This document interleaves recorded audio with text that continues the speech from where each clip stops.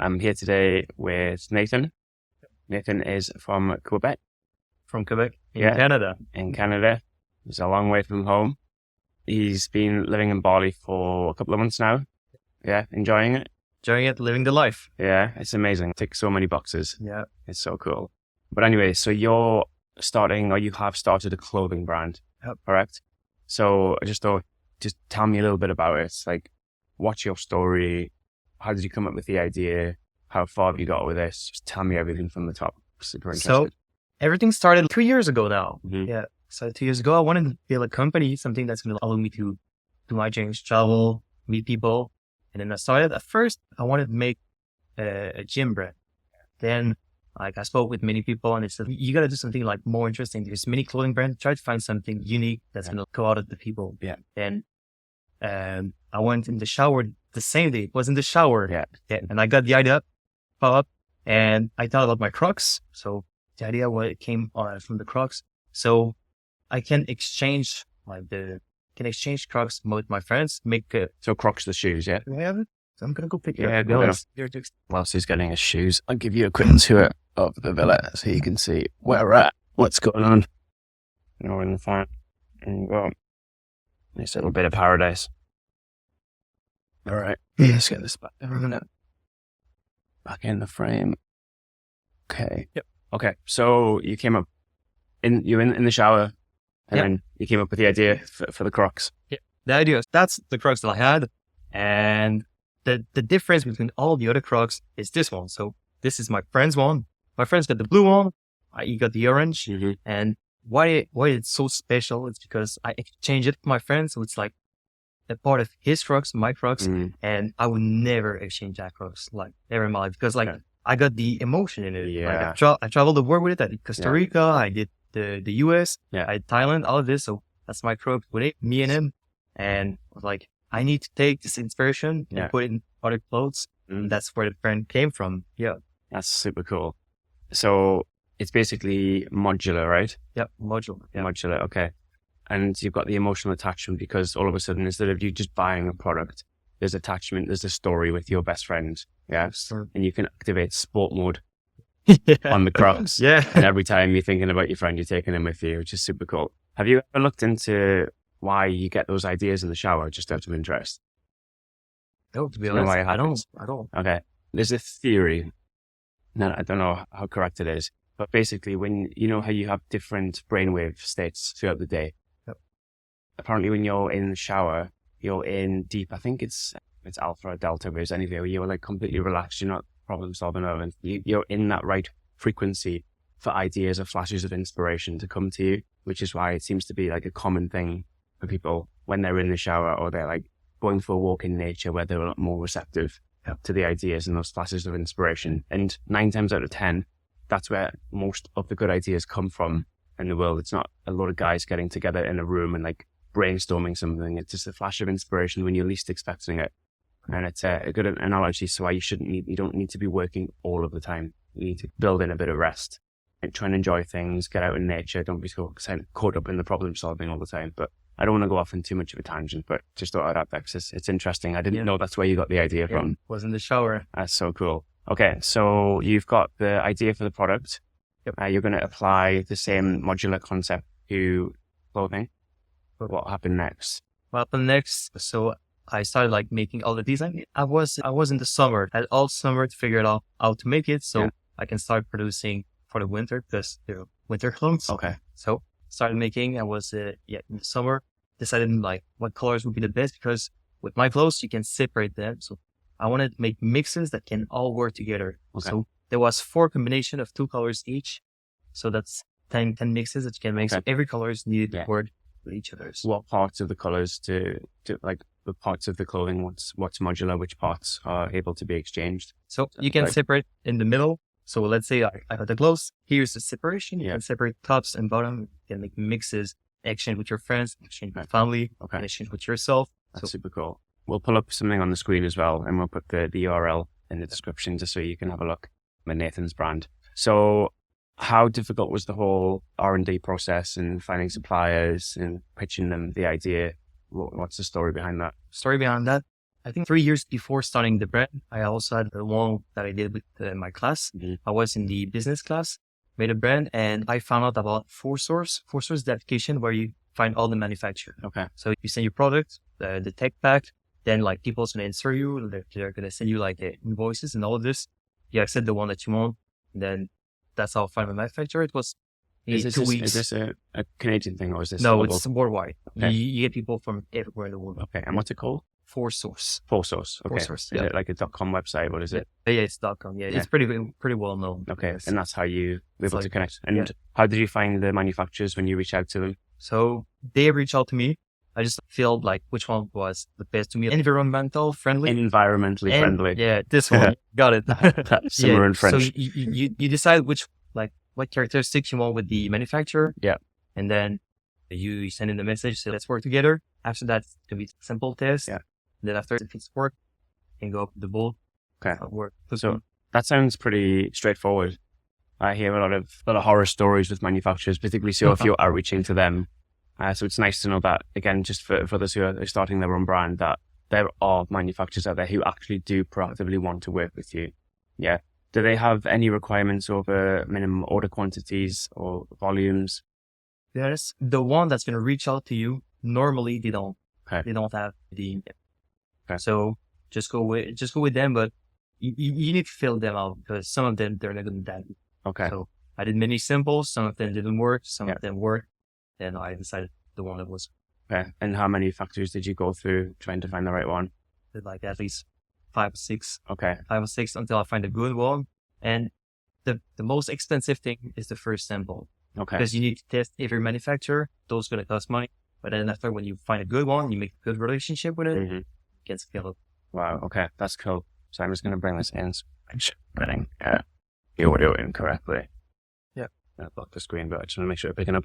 Okay. So the designs, how do you know how to do designs?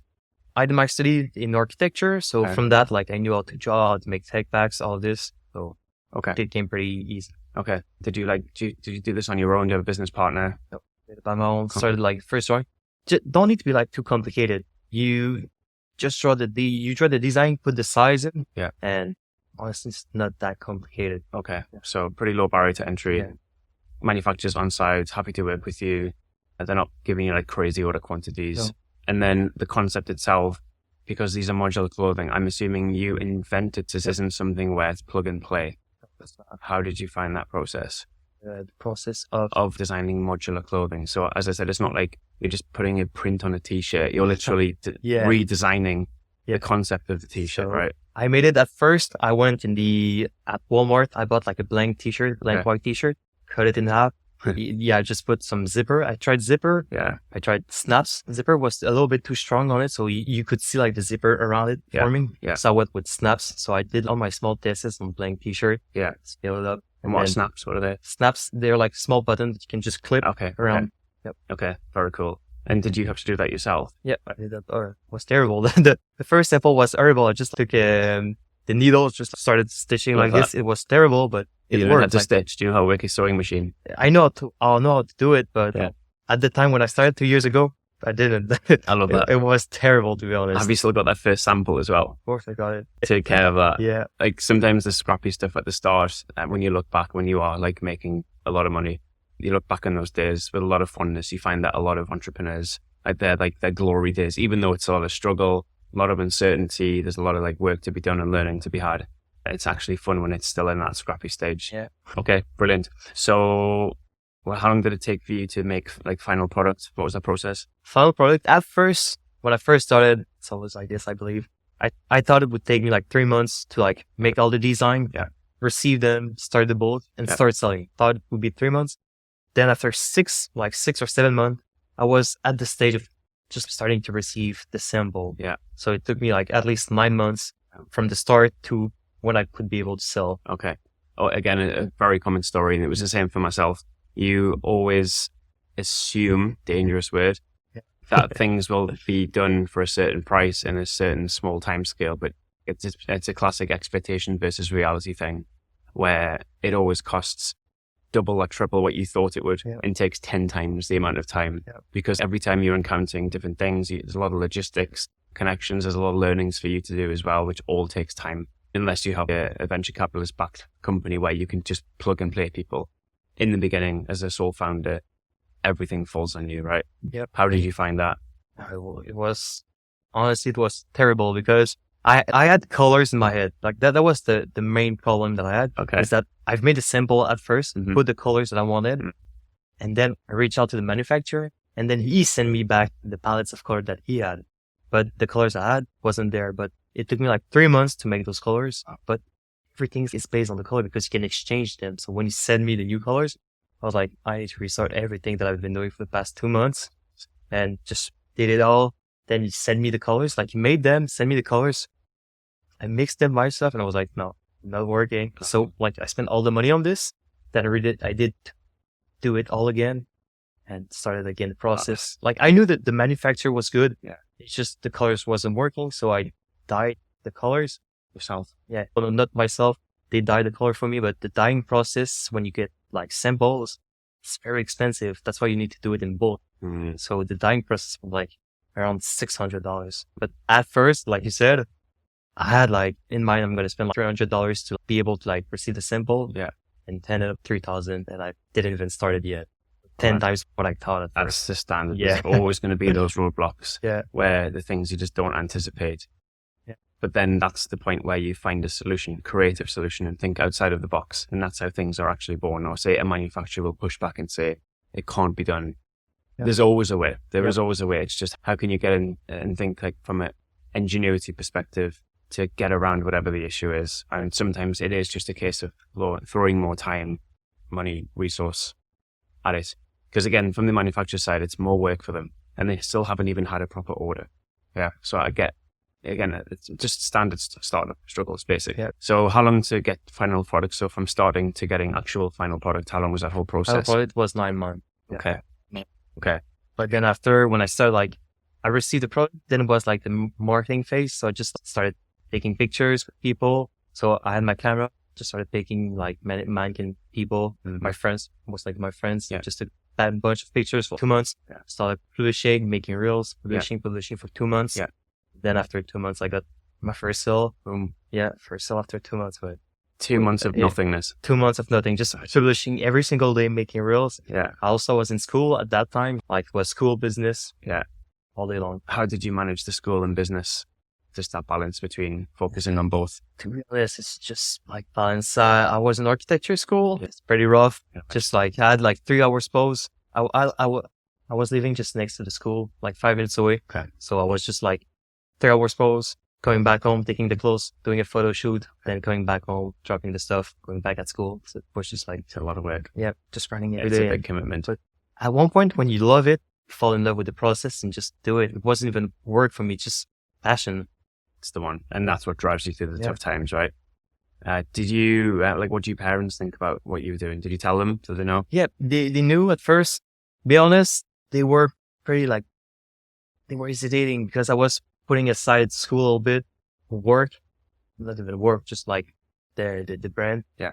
And they were not into it. I was like, don't worry, I will get the good notes, work on this, and we're going to figure it out.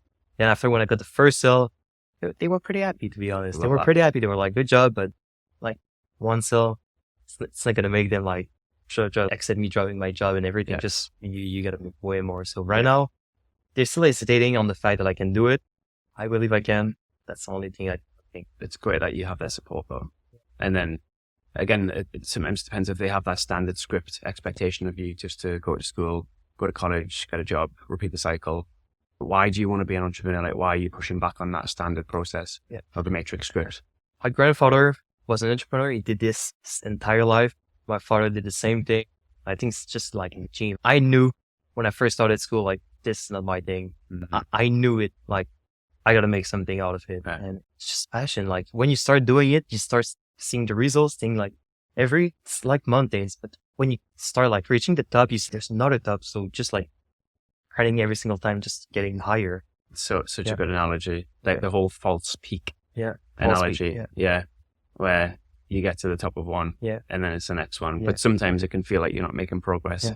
But instead of continuously looking up, sometimes you just look back as how far you've came. And that's a really good metric because it's not really you versus anyone else. It's you versus you. Yep. But it's very easy to be discouraged, particularly so if there's periods like those first 2 months of no sales. What were you thinking? What was the self-talk? What were you like? What were you? I knew the product was good. I know the product is good. Yeah. And I'm just going to stick with it until it works. Yeah. So it's just, I know what I did. I know what it's worth. I know what I can do. Love that. Did you have a website? Yep. Okay. I built a website, just learned it myself, to be honest. I looked at videos, started building it. And honestly, it's, you got everything to make. Like you go on YouTube, you can find everything. So just, you can't tell me like, oh, I don't know what to do. It like open YouTube, you're going to find a million. Yeah. YouTube University is a thing. Yeah. It's so true. And sometimes it's easy to get worried about level 2, 3, 4 problems before you've solved the level 1 problems. And generally the way I built my business was just one mistake or one learning or one roadblock at a time. And then it's thinking outside of the box, because generally if it's e-com, unless you've reinvented the wheel, someone somewhere in the world, however millions of users, will have had the same problem as you and probably made a YouTube video about it. Right? So again, just thinking outside the box and being a creative thinker. Taking ownership for problems, not using it as an excuse, not just like procrastinating and do nothing about it or brush it under the carpet or just kick the can down the road. It's looking for creative solutions as to how you can solve each problem as it arrives. And it's that 1% a day mindset. That's what compounds over time. And then you get to that next top of the false peak and you see how far you've come. Yeah. Do you have a grand vision for the brand? Like where are you taking it, and the same for yourself personally? I always looked at Patagonia or like North Face. Always admired those companies, and I know I can get there one day. So just gonna stick to it. Cool. Watch their step. I'm just behind them. Just gonna continue doing it. Yeah. And for me, I don't need to be at their step. I just need to do what I love, traveling. I love traveling. I love exploring the world. And it's not like the place that you want to go. It's just a journey. So every step by step, that's the journey. That's what I love doing. So I love that. And then I know you have more, it's not just about making money for you, right? I know we had a conversation and it's very philanthropic. It's very similar to the way Patagonia run. Yeah. Do you want to tell me a little bit more about that? And yes, it's a brand dedicated to the planet. So they're a lot into like activism, and I like the planet is the same for me. Like I love it. And I know that we need to work on it to like save it. Yeah. And I started every year, I'm going to do saving a cause. Right now, this year is the plastic in the ocean. Yeah. So just beach cleanup, trying to clean the Bali. Yeah. Like we saw many times, like on TikToks and YouTubes. Yeah. Everything that Bali is like big problem with plastic. So if I can help, I will. And next year is gonna be probably I don't know what's gonna be next year, but probably planting trees in the Canada. Yeah, I would love to do it. Just not next year. It's gonna come soon. I love that, bro. And think about it. It's starting a clothing brand. If we just look at it as a basic framework, the barrier to entry is very low. Okay. And for you to be successful with it, the thing that you need is a clear USP, which is a unique point of difference. Okay. Unique selling point. So the way that you've layered this in is very closely to Patagonia. And this is probably the biggest reason for their success is they don't just sell clothes. They sell a vision. They sell a movement. Yeah. They get people bought into the why. Okay. And I think this is going to really help you power forward because you have that clear point of differentiation. It's not just their profit. It's not just them there for the founder's lifestyle to be fueled. Yeah. This is something where you're able to give back and you're able to demonstrate and show that this is for a bigger cause, a bigger vision. The whole environmentalism side of things, I can't say the word now. Yeah. It's amazing. I think that will really get you going far. But I've had a quick look at your website and we'll do a deep dive into the website after this in a separate video. But I don't see anything about your founder story. I don't see anything about the vision, the mission, etc. So once we start to embed that properly in the customer journey and we stop making it about selling modular clothes and about selling a vision, a dream, a community, or even status, I think that's when you're going to really start to see a quick process. But again, when you start a business, you don't know any of this. Yeah, you don't know. You don't know what you don't know. But sometimes not knowing what you don't know costs you hundreds of thousands of millions of pounds every single day. And that's pretty much why I'm doing what I'm doing. I've got 10 years of experience specifically in e-com, scaled multiple brands to high 6 and 7 figures profitably. And so they say success leaves clues. Okay. And the only way for you to be able to accelerate that process is to have good people around you, which is why I think it's great that you're in Bali. There's a lot of entrepreneurs here. If you know where to find them, you're already doing the legwork of solving problems creatively and looking on YouTube or reading books or getting mentors. So if you stay on that process and just don't stop, I think this is going to do very well. Okay. So in terms of what's the plan for the brand? Like what's your biggest roadblock at the minute? Tell me a little bit about that. Right now, I'm focusing on the good season that is coming. So my are like slightly winter clothes, like cold weather clothes. Yeah. So autumn is coming soon. Winter is coming too. So I'm gonna prepare the most I can, get the website ready, get like the product ready. Yeah. I'm also trying to work right now on new skiing pants and climbing pants. Yeah. I'm gonna get them ready for winter. Okay. I did the first version last year, so I took all the pictures, so everything's ready. Just need to start publishing the pictures. So I knew the products wouldn't be ready last year. I just took pictures to make it ready for this year, just to prepare for the entire year. Okay, makes sense. How are you funding all of this? Myself, I've been working since I'm 12.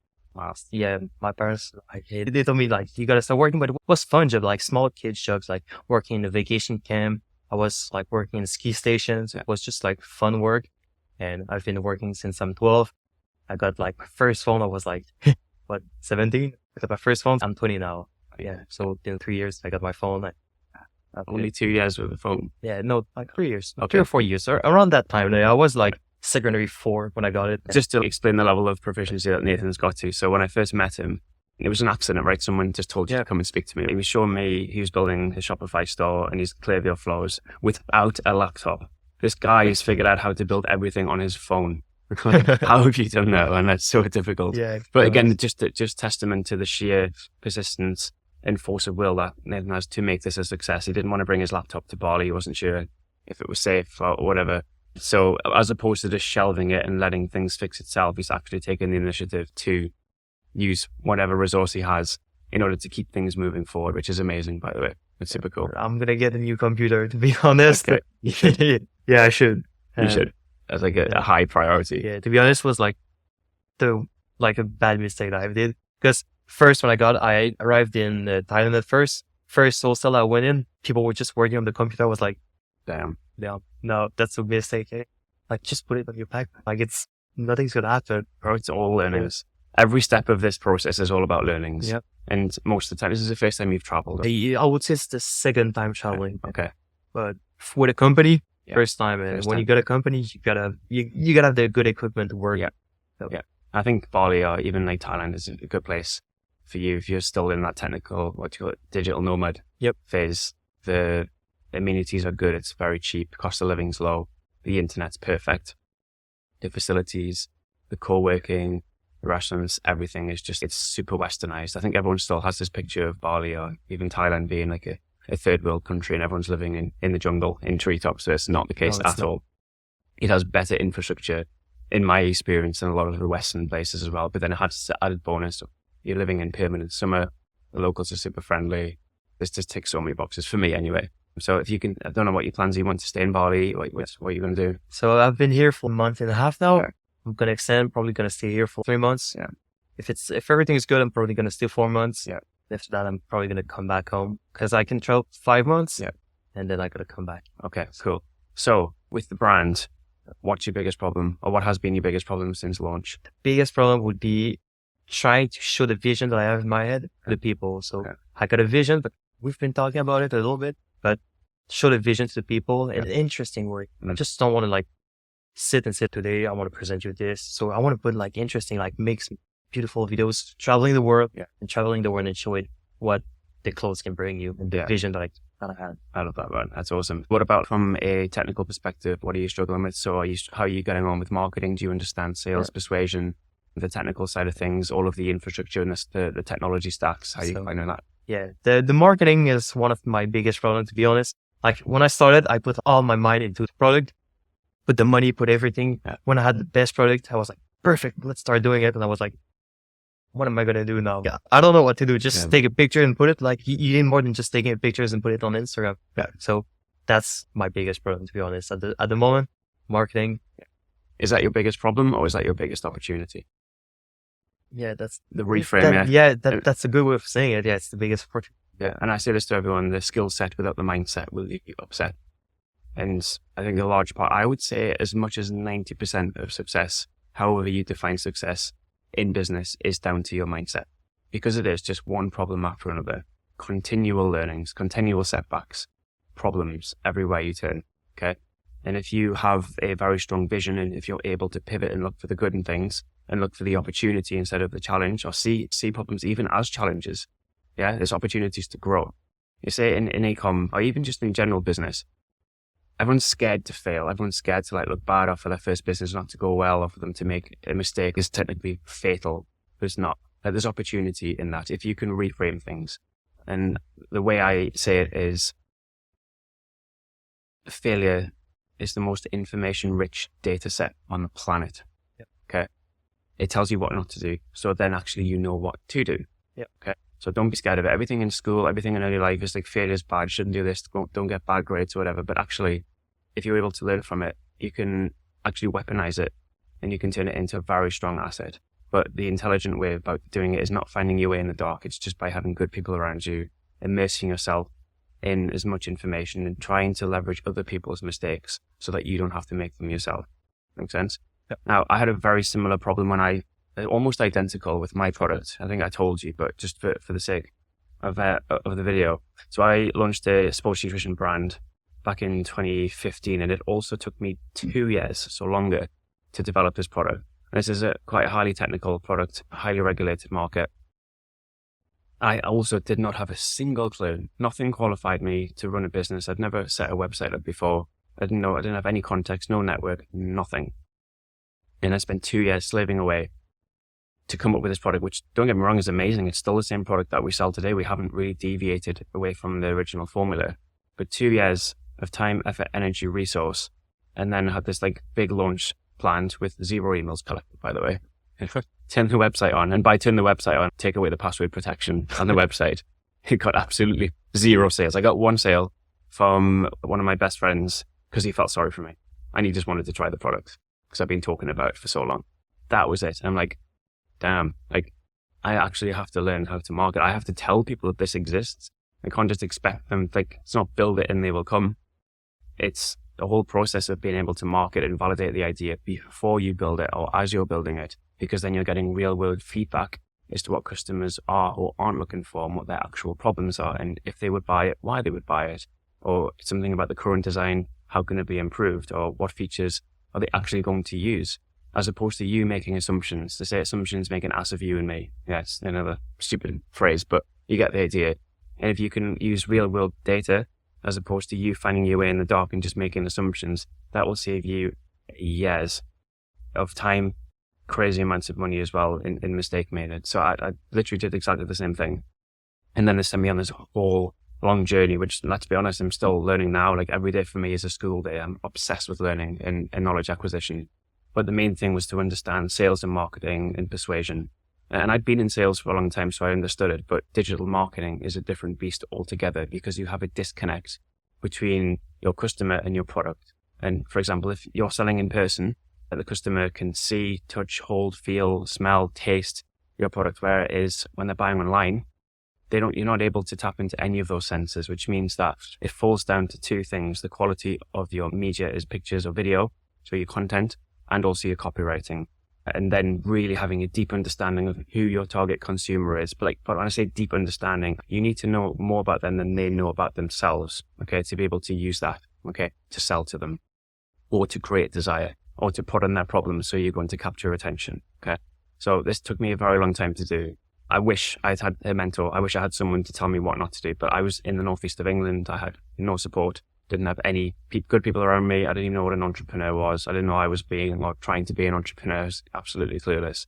But it's just interesting that I see this a lot of times with new startups in e-com, particularly so when they're not drop shipping a product, they're actually inventing, they're actually solving a problem, or they're creating something that they would buy themselves, which is always a good indication, particularly so if you can layer that with a level of passion so you're actively interested in what you're selling.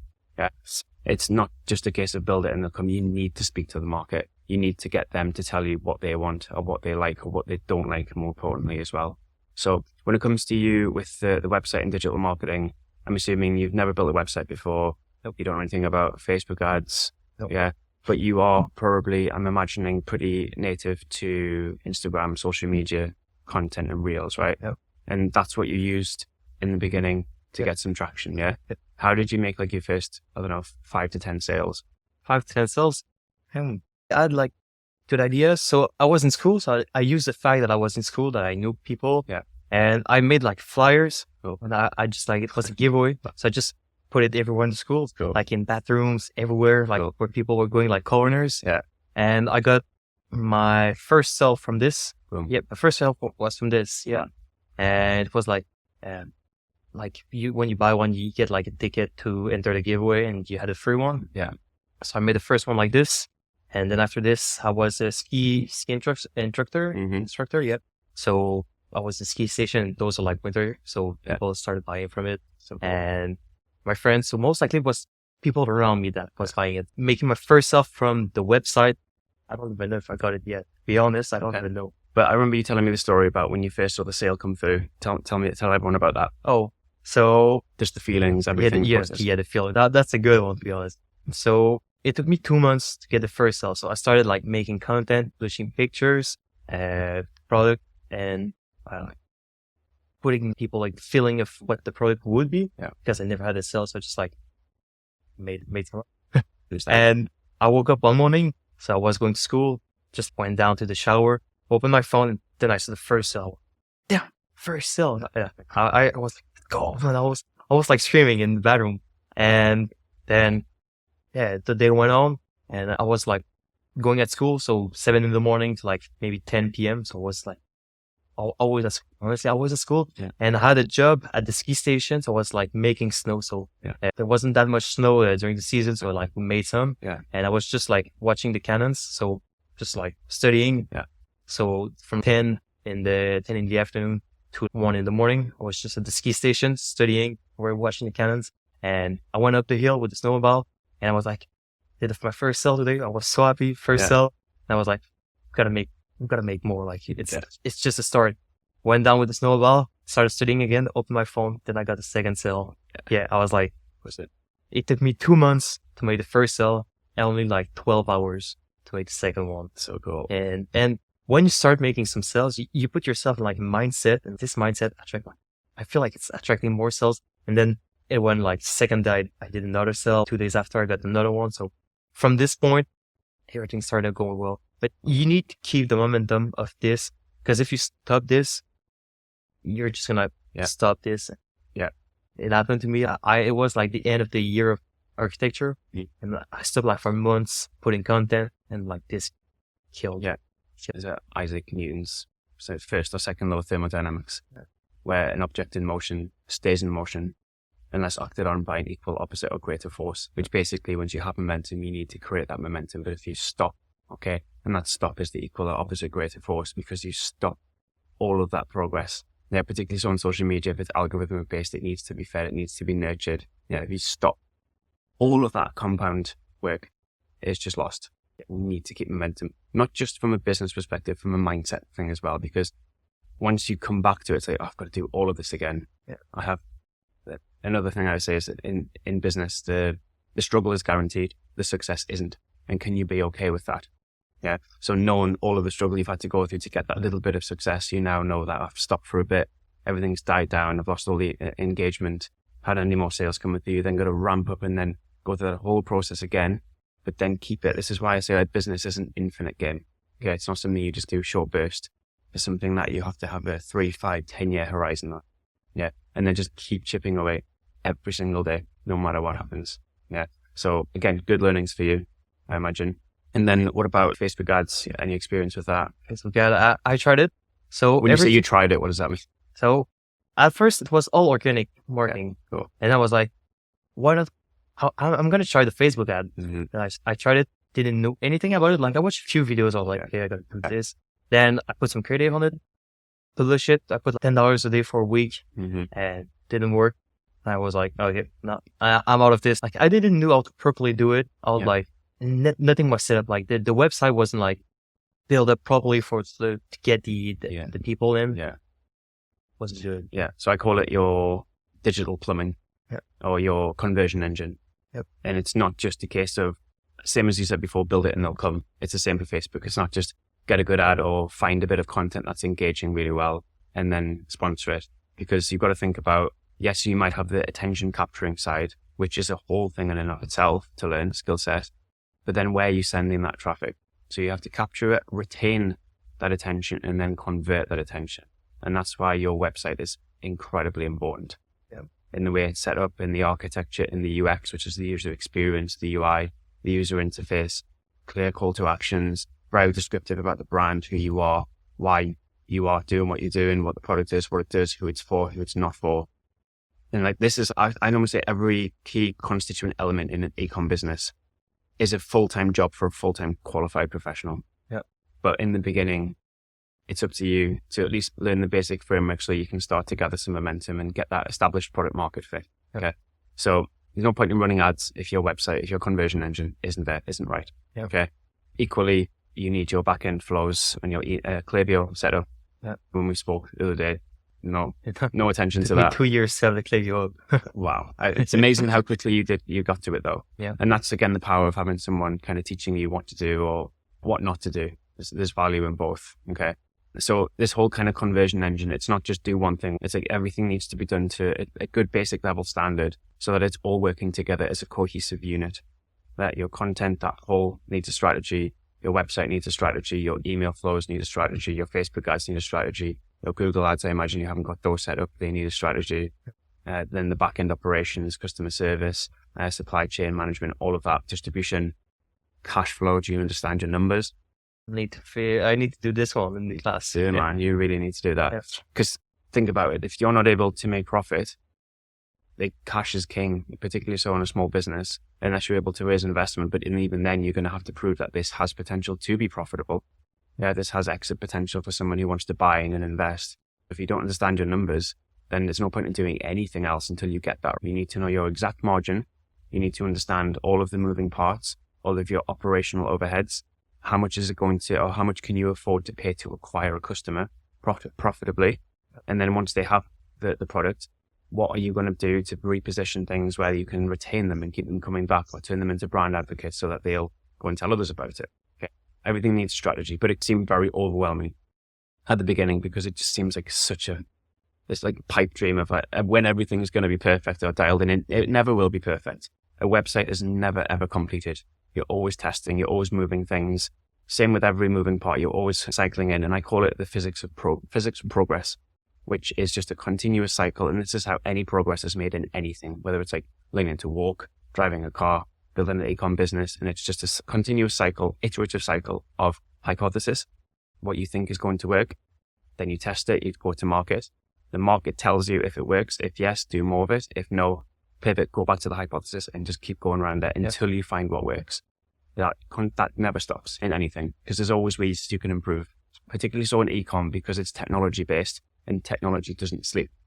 There's always a new update. There's a new, I don't know, someone's building an AI or there's like a new feature that you can try or different types of marketing are working. So it's not a case of where you can ever just leave it alone, find something that works and just double down on it. You can do that for a small amount of time. But this is why you need to be actively engaged in enjoying the process. Yep. Yeah. And developing very strong, close bonds with your consumer, because if you don't, they're the ones who you need to please. Everyone thinks I want to get into entrepreneurship because I want to be my own boss. Okay. Now think about it. You don't have a boss. You don't have anyone telling you what to do. You don't have anyone telling you what not to do. Okay. You're literally finding your way in the dark. Sometimes having that structure of a boss is great because they'll keep you in line. They'll give you like a structure, like a framework to follow. But instead of that, it's up to you to have that kind of own sovereignty to self-motivate yourself and to know what to do, what to learn, what not to do. And instead of it being a boss telling you what to do, you're always accountable to something or someone. So now your accountability switches to your customers, to your consumers. They're the ones who you need to please. They're the ones who are going to buy it. Okay. So that whole nurturing the relationship side of things, but not doing things necessarily for you, doing things that they need. Like solving their problems. So you're still accountable to something or someone. Okay. So I would definitely start by just getting a very crystal clear to the point, as I said, you know them more than they know themselves, their buying habits, what their problems are, and why they're going to buy into this product over anything else. Like, why you? Okay. Spend a lot of time pondering that question, build a narrative around it. And then it's a case of, okay, let's look at our website now. Let's architect that correctly, get your email flow set up, and then we'll look at monetizing ads. All the meantime, continue on that content pipeline. because that's going to be your lifeblood. If you can scale your brand, and there's lots of examples of brands who do this because they can't run paid advertising, they build a whole organic strategy of influencers, and they're able to sustain a business just off that. So again, but the way you do that is by having that good, deep knowledge of your consumer. Make sense? Do you have any questions for me just in terms of what you're struggling with, or do you want to get straight into the website stuff? Can get into it. Okay, let's do it. All right, we'll switch over to a different video and we'll have a look at his website, have a look at some of his frameworks, and see if we can give him some pointers as to how he can start scaling. Yep. Cool. All right, let's do it. All right.